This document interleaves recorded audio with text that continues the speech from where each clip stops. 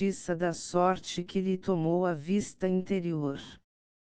As moças ele sabia muito bem que cediam ao tempo como as cidades e as instituições, e ainda mais depressa que elas. Nem todas iriam logo cedo, a cumprir a sentença que atribui ao amor dos deuses a morte prematura das pessoas, mas viu algumas dessas, e agora lhe lembrou a meiga Flora, que lá se fora com as suas graças finas. Não passou da ameaça de riso. Quiseram retê-lo as duas, Santos também, que perdia nele uma figura certa das suas noites, mas o nosso homem resistiu, embarcou e partiu. Como escrevia sempre à irmã e aos amigos, dava a causa exata da demora, e não eram amores, salvo se mentia, mas passara a idade de mentir. Afirmou, sim, que recuperara algumas forças, e assim o pareceu quando desembarcou, 11 meses depois, no cais Farouche. Trazia o mesmo ar de velho elegante, fresco e bem posto. Mas estão eleitos? Eleitos, tomam assento quinta-feira. Capítulo XV/Posse das cadeiras. Quinta-feira, quando os gêmeos tomaram assento na Câmara, Natividade e Perpétua foram ver a cerimônia. Pedro ou Paulo arranjou-lhes uma tribuna. A mãe desejou que Aires fosse também. Quando este ali chegou, já as achou sentadas, Natividade a fitar com a luneta o presidente e os deputados. Um destes falava sobre a ata, e ninguém lhe prestava atenção. Aires sentou-se um pouso mais dentro, e, após alguns minutos, disse a Natividade: a senhora escreveu-me que eram candidatos de 2 partidos contrários. Natividade confirmou a notícia, foram eleitos em oposição um ao outro. Ambos apoiavam a República, mas Paulo queria mais do que ela era, e Pedro achava que era bastante e sobeja. Mostravam-se sinceros, ardentes, ambiciosos, eram bem aceitos dos amigos, estudiosos, instruídos, amam-se finalmente. Amam-se em mim, respondeu ela depois de formular essa frase na cabeça. Pois basta esse terreno amigo. Amigo, mas caduco, amanhã posso faltar-lhes. Não falta, a senhora tem muitos e muitos anos de vida. Faça uma viagem à Europa com eles, e verá que regressa ainda mais robusta. Eu sinto-me duplicado, por mais que me custe a modéstia, mas a modéstia perdoa tudo. E depois, quando os vir encarreirados e grandes homens, por que é que a política os há de separar? Sim, podiam ser grandes na ciência, um grande médico, um grande jurisconsulto. Natividade não quis confessar que a ciência não bastava. A glória científica parecia-lhe comparativamente obscura, era calada, de gabinete, entendida de poucos. Política, não? Quisera só a política, mas que não brigassem, que se amassem, que subissem de mãos dadas. Assim ia pensando consigo, enquanto Aires, abrindo mão da ciência, acabou declarando que, sem amor, não se faria nada. Paixão, disse ele, é meio caminho andado. A política é a paixão deles, paixão e ambição. Talvez já pensem na presidência da República. Já. 119 não, isto é, sim, guarde segredo. Interroguei-os separadamente, confessaram-me que este era o seu sonho imperial. Resta saber o que fará um, se o outro subir primeiro. Derrubá-lo-á, naturalmente. Não graceje, conselheiro. Não é gracejo, baronesa. A senhora cuida que a política os desune, francamente, não? A política é um incidente, como a moça Flora foi outro, ainda se lembram dela. Ainda. Foram à missa aniversária, e desconfio que foram também ao cemitério, não juntos, nem à mesma hora. Se foram, é que verdadeiramente gostavam dela, logo, não foi um incidente. Sem embargo do que Natividade lhe merecia, Aires não insistiu na opinião, antes deu mais relevo à dela, no próprio fato da visita ao cemitério. Não sei se foram, emendou Natividade, desconfio. Devem ter ido, eles gostavam realmente da pequena. Também ela gostava deles, a diferença é que, não alcançando unificá-los, como os via em si, preferiu fechar os olhos. Não lhe importe o mistério. Há outros mais escuros. Parece que vai entrar a cerimônia, disse Perpétua que olhava para o recinto. Chegue-se para a frente, conselheiro. A cerimônia era a do costume. Natividade cuidou que ia vê-los entrar juntos e afirmarem juntos o compromisso regimental. Viriam assim como os trouxera no ventre e na vida. Contentou-se de os admirar separadamente. Paulo primeiro, Pedro depois, ambos graves, e ouviu-lhes cá de cima repetir a fórmula com voz clara e segura. A cerimônia foi curiosa para as galerias, graças à semelhança dos dois, para a mãe foi comovedora. Estão legisladores, disse Aires no fim. Natividade tinha os olhos gloriosos. Ergueu-se e pediu ao velho amigo que as acompanhasse à carruagem. No corredor acharam os dois recentes deputados, que vinham ter com a mãe. Não consta qual deles a beijou primeiro, não havendo regimento interno nesta outra câmara, pode ser que fossem ambos a um tempo, metendo-lhes ela a cara entre as bocas, uma face para cada um. A verdade é que o fizeram com igual ternura. Depois voltaram ao recinto.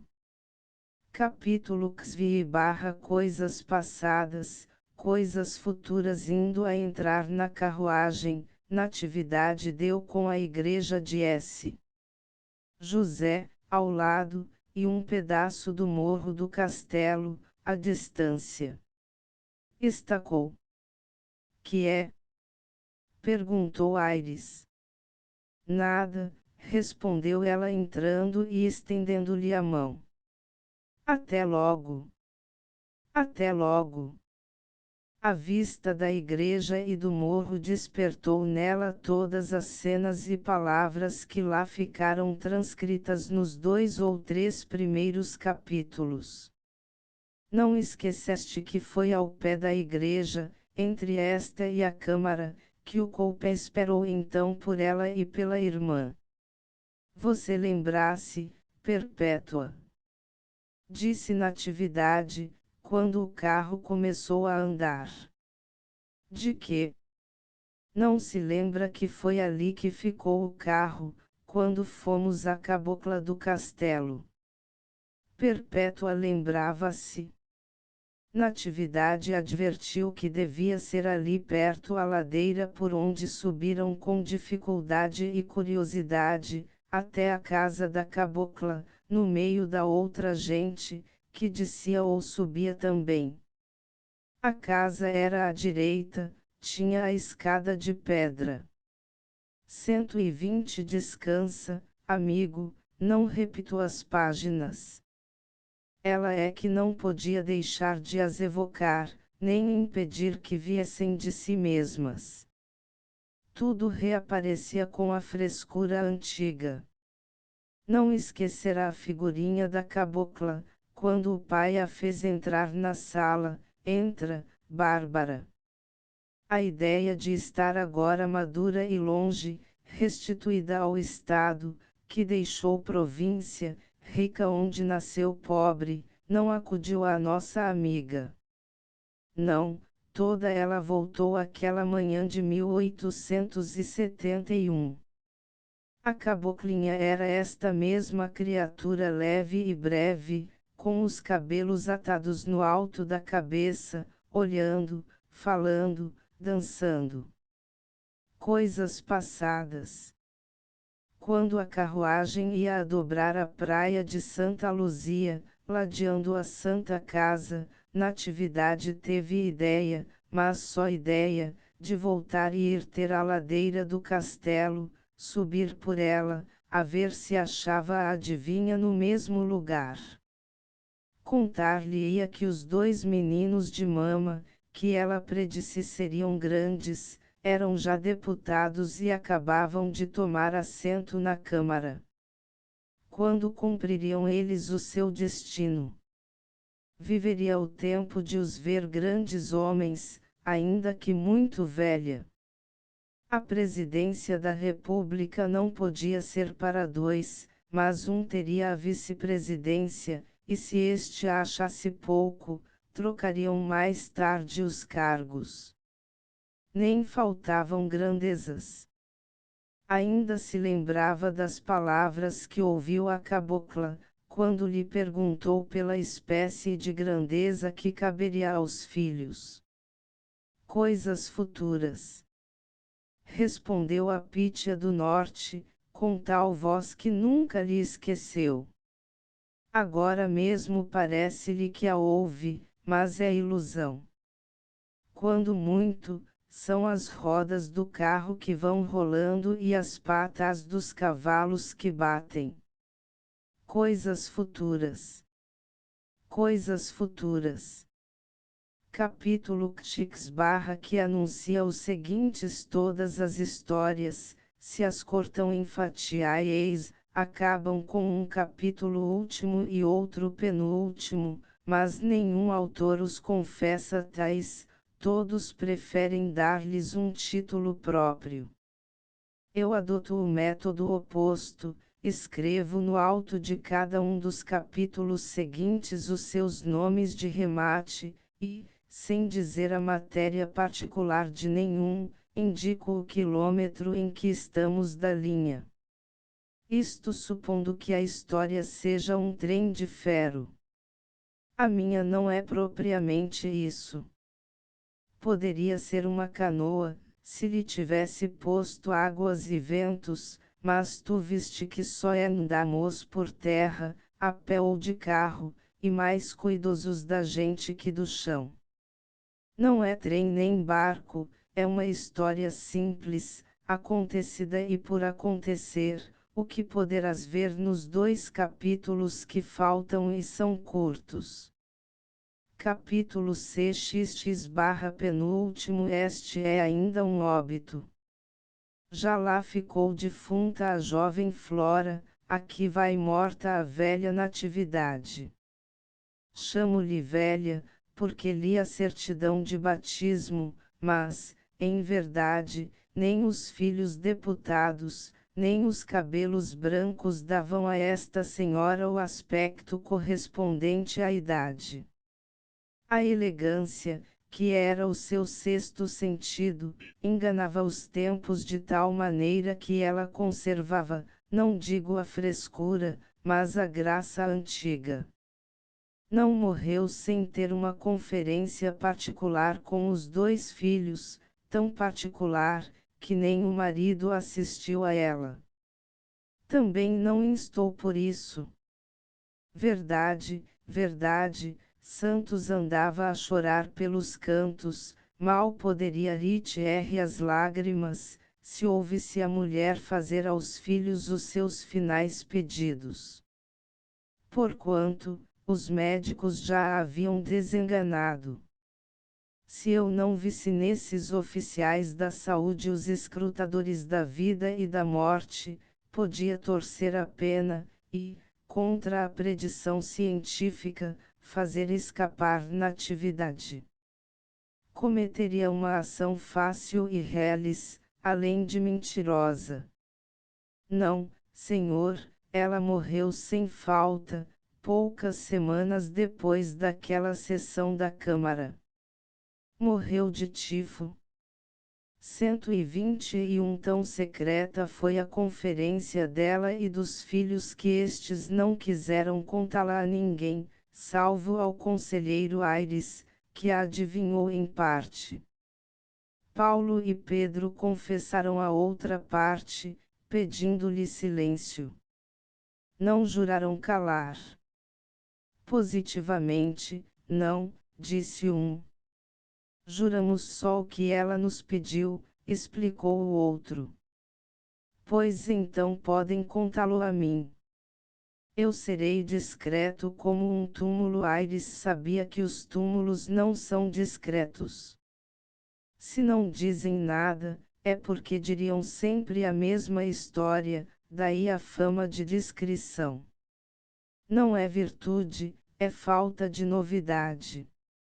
Ora, o que a mãe fez, quando eles entraram e fecharam a porta do quarto, foi pedir-lhe que ficasse cada um do lado da cama e lhe estendissem a destra. Juntou-as sem força e fechou-as nas suas mãos ardentes. Depois, coeme-as voz expirante e os olhos acesos apenas de febre, pediu-lhes um favor grande e único. Eles iam chorando e calando, porventura, adivinhando o favor. Um favor derradeiro, insistiu ela. Diga, mamãe. Vocês vão ser amigos. Sua mãe padecerá no outro mundo, se os não vir amigos neste. Peço pouco, a vossa vida custou-me muito, a criação também, e a minha esperança era vê-los grandes homens. Deus não quer, paciência. Eu é que quero saber que não deixo dois ingratos. Anda, Pedro, anda, Paulo, jurem que serão amigos. Os moços choravam. Se não falavam, é porque a voz não lhes queria sair da garganta. Quando pôde, saiu trêmula, mas clara e forte, juro, mamãe. Juro, mamãe. Amigos para todo sempre. Sim. Não quero outras saudades. Estas somente, a amizade verdadeira, e que se não quebre nunca mais. Natividade ainda conservou as mãos deles presas, sentiu-as trêmulas de comoção, e esteve calada alguns instantes. Posso morrer tranquila? Não, mamãe não morre, interromperam ambos. Parece que a mãe quis sorrir a esta palavra de confiança, mas a boca não respondeu à intenção, antes fez um trejeito que assustou os filhos. Paulo correu a pedir socorro. Santos entrou desorientado no quarto, a tempo de ouvir a esposa algumas palavras suspiradas e derradeiras. A agonia começou logo, e durou algumas horas. Contadas todas as horas de agonia que tem havido no mundo, quantos séculos farão? Desses terão sido tenebrosos alguns, outros melancólicos, muitos desesperados, raros enfadonhos. Enfim, a morte chega, por muito que se demore, e arranca a pessoa ao pranto ou ao silêncio. Capítulo CXX/último Castor e Pólux foram os nomes que um deputado pôs aos dois gêmeos, quando eles tornaram à Câmara, depois da missa do sétimo dia. Tal era a união que parecia aposta. Entravam juntos, andavam juntos, saíam juntos. 2 ou 3 vezes votaram juntos, com grande escândalo dos respectivos amigos políticos. Tinham sido eleitos para se baterem, e acabavam traindo os eleitores. Ouviram na messe duros, repreensões acerbas. Quiseram renunciar ao cargo. Pedro, entretanto, achou um meio conciliatório. 122 O nosso dever político é votar com os amigos, disse ele ao irmão. Votemos com eles. Mamãe só nos pediu concórdia pessoal. Na tribuna, sim, ninguém nos levará a atacar um ao outro, no debate e no voto podemos e devemos dissentir. Apoiado, mas, se você um dia achar que deve vir para os meus arraiais, venha. Você nem eu hipotecamos o juízo. Apoiado. Pessoalmente, nem sempre havia este acordo.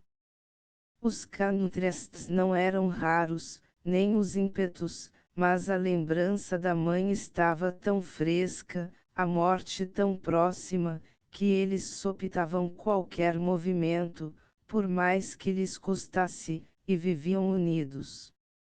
Na Câmara, o dissentimento político e a fusão pessoal cada vez os fazia mais admiráveis. A Câmara terminou os seus trabalhos em dezembro. Quando tornou em maio seguinte, só Pedro lhe apareceu. Paulo tinha ido a Minas, uns diziam que a ver noiva, outros que a catar diamantes, mas parece que foi só a passeio. Pouco depois regressou, entrando na Câmara sozinho, ao contrário do ano anterior em que os dois irmãos subiam as escadas juntos, quase pegados. O olho dos amigos não tardou em descobrir que não viviam bem, pouco depois que se detestavam. Não faltou indiscreto que lhes perguntasse a um e a outro o que houvera no intervalo das duas sessões, nenhum respondia nada. O presidente da Câmara, a conselho do líder, nomeou-os para a mesma comissão. Pedro e Paulo, cada um por sua vez, foram pedir-lhe que os dispensasse. São outros, disse o presidente na sala do café. Totalmente outros, confirmaram os deputados presentes. Aires soube daquela conclusão no dia seguinte, por um deputado, seu amigo, que morava em uma das casas de pensão do Catete. Tinha ido almoçar com ele, e, em conversação, como o deputado soubesse das relações de Aires com os dois colegas, contou-lhe o ano anterior e o presente, a mudança radical e inexplicável. Contou também a opinião da Câmara.